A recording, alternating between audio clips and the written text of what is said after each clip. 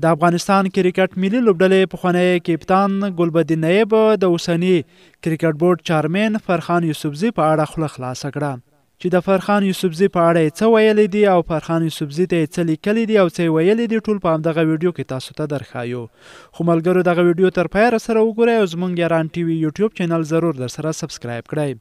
د افغانستان کرکټ ملي لوبډلې پخوانی لوبډل مشر ګلبدین نایب د افغانستان کرکټ بورډ له عمومي مشر فرخان یوسفزي څخه مننه کړې ده چې ولې او څنګه مننه یې کړې ده تر پایه سره پاتې شئ.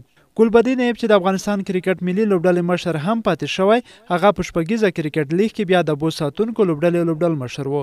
نوموړی توپوهنه او توپچونه دواړه ترسره کوي.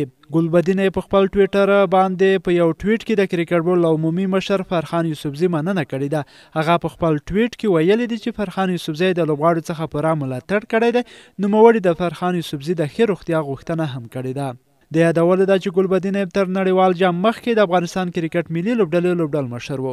تر نړیوال جام وروسته له لوبډل مشرۍ لرې او پر ځای رشید خان د ملي لوبډلې لوبډل مشر غوره شو. د افغانستان د راتلونکي نومبر میاشتې په 8مه نیټه په هند کې له ویسټ انډیز سره لوبې پیلوي چې ګلبدین نایب هم دغه لوبو ته غوره شوی دی. دغه لوبې د نومبر په 8مه نیټه پیلېږي او د ډسمبر تر لومړۍ نیټې پورې به دوام وکړي. د یادولو وړ ده چې د افغانستان کرکټ بورډ عمومي مشر فرخان یوسفزي هم په خپل یو پوسټ کې د لوبغاړو ملاتړ کړی او هیله یې څرګنده کړې ده چې افغان اتلان به د ویسټ انډیز پر وړاندې ښې لوبې ترسره کړي او بریاوې به خپلې کړي. نو ملګرو که چېرته ګلبدین نایب نه وی انتخاب شوی نو بیا یې مننه نه کوله.